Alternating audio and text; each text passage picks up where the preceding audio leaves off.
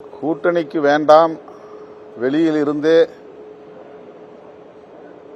திமுக வெறுப்பு அரசியலை தீவிரமாக பரப்புங்கள் என்பதுதான் பாஜக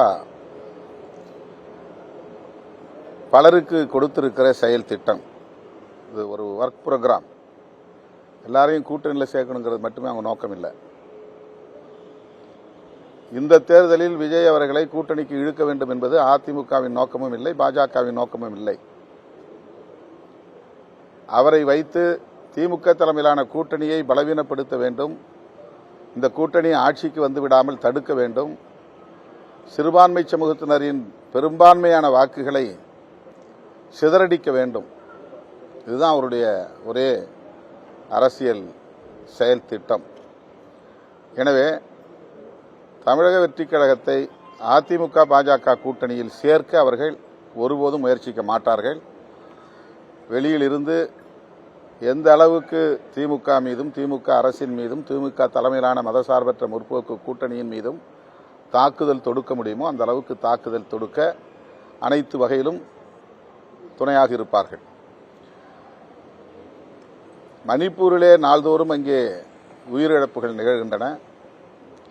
இதுவரையில் பிரதமர் அதை பற்றி கவலைப்படவில்லை, மக்களவையிலே பேசவில்லை, அது குறித்து பேசுவதற்கும் அனுமதிக்கவில்லை, எந்த நாடாளுமன்ற குழுவையும் அங்கே அனுப்பவில்லை. ஆனால் இந்த பிரச்சனையில் ஓடோடி வருகிறார்கள். நிர்மலா சீதாராமன் வருகிறார், எல் முருகன் வருகிறார், அதையொட்டி ஹேமா மாலினி தலைமையிலான 8 பேர் கொண்ட நாடாளுமன்ற உறுப்பினர்கள் குழு வருகிறது. காவல்துறை தமிழ்நாடு அரசு முறையாக இயங்கவில்லை என்று குற்றம் சாட்ட முயற்சிக்கிறது.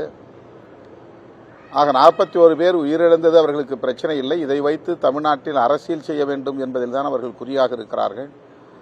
பாதிக்கப்பட்ட அந்த மக்களுக்கு ஆறுதல் சொல்லுவதை விட அவர்களுக்கான துயரத்தை துக்கத்தை பகிர்ந்து கொள்வதை விட இதை எப்படி அடுத்தவர் மீது பழி போடலாம், இதிலிருந்து அரசியல் ஆதாயம் தேடலாம் என்பதில்தான் விஜயும் குறியாக இருக்கிறார் என்று பார்க்கிற போது மிகுந்த அதிர்ச்சியாக இருக்கிறது.